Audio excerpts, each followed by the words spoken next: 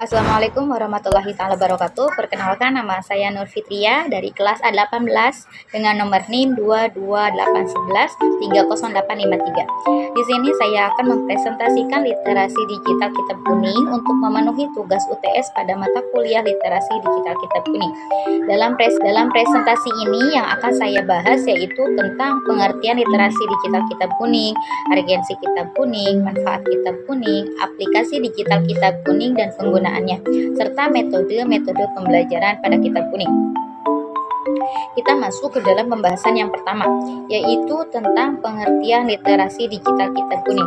Literasi digital kitab kuning adalah proses pengubahsuaian atau pengembangan sistem pembelajaran dengan menggunakan teknologi informasi dan komunikasi atau tekniknya. Hal ini bertujuan untuk memperbaiki dan memperkenalkan cara baru dalam pembelajaran yang lebih interaktif, eksklusif, dan efektif.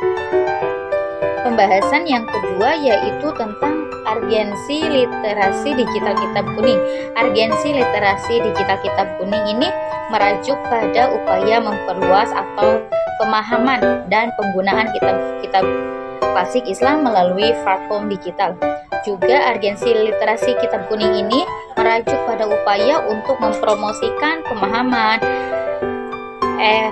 apresiasi, dan penggunaan kitab-kitab klasik Islam yang sering dicetak dalam warna kuning. Sebagai contohnya dalam urgensi literasi digital kitab kuning yaitu adalah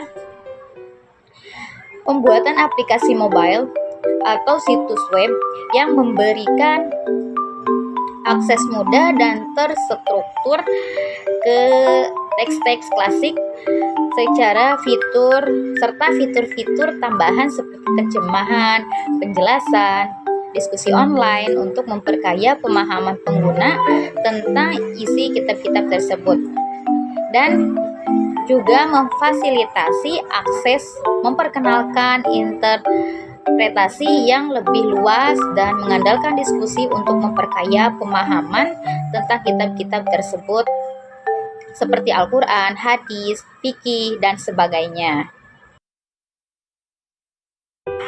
Oke, yang ketiga ini kita akan masuk ke dalam pembahasan manfaat literasi digital kitab kuning.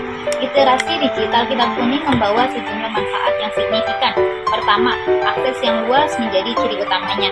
Dengan literasi digital, kitab kuning dapat diakses oleh siapa saja yang memiliki koneksi internet, memungkinkan penyebaran pengetahuan ke seluruh dunia. Selain itu, literasi digital juga mendukung pemeliharaan warisan budaya. Dengan menjaga dan melestarikan kitab kuning secara digital, resiko kerusakan atau kehilangan pada versi fisik dapat dikurangi secara signifikan. Selanjutnya, kemampuan untuk melakukan pencarian secara efisien merupakan keunggulan lain dari literasi digital kitab kuning. Pengguna dapat dengan mudah menemukan informasi yang relevan dengan cepat, meningkatkan efisien dalam proses belajar dan penelitiannya. Selain itu, adanya fitur interaktif seperti penanda, catatan, dan diskusi online memperkaya pengalaman belajar melalui literasi digital. Fitur ini meningkatkan keterlibatan pengguna dan pemahaman terhadap materi yang dipelajari. Literasi digital juga mendukung pembelajaran kolaboratif. Dengan akses digital, kitab kuning dapat digunakan dalam konteks pembelajaran yang melibatkan interaksi dan diskusi antara siswa dan guru secara online. Terakhir, kemudahan dalam penyampaian dan transportasi menjadi nilai tambah dari literasi digital. Berbeda dengan versi fisik yang memerlukan ruang penyimpan dan rentan terhadap kerusakan, versi digital kitab kuning dapat disimpan dengan mudah dalam perangkat digital dan diakses kapan saja dan di mana saja tanpa batasan fisik. Sekarang kita menuju pembahasan yang keempat, yaitu tentang aplikasi digital literasi kitab kuning dan penggunaannya. Beberapa aplikasi atau website terjemahan digital yang bisa digunakan untuk penerjemahan kitab kuning atau bahasa Arab adalah yang satu, Google Translate, yaitu menyediakan terjemahan teks dari bahasa Indonesia dan ke bahasa Arab.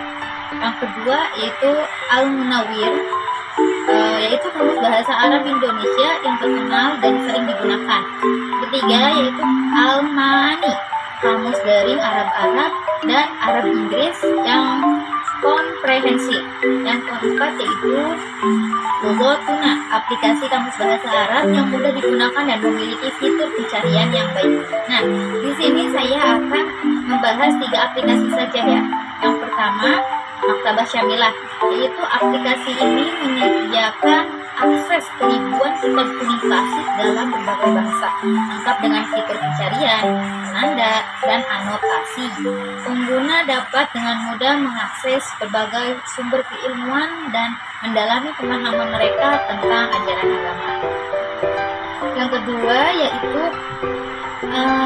Kitab Al-Muwatta Imam Malik. Al-Muwatta atau Al-Muwatta Imam Malik, Al-Muwatta Malik merupakan kitab hadis dan fikih yang disusun oleh Imam Malik bin Anas. Merupakan salah satu dari kutub saniyah, yaitu 9 kitab hadis utama di kalangan Sunni. Nah, yang ketiga atau yang terakhir yaitu kitab atau kamus Al-Munawwir, merupakan sebuah kamus bahasa Arab Indonesia yang merupakan kamus bahasa Arab yang terkenal di Indonesia.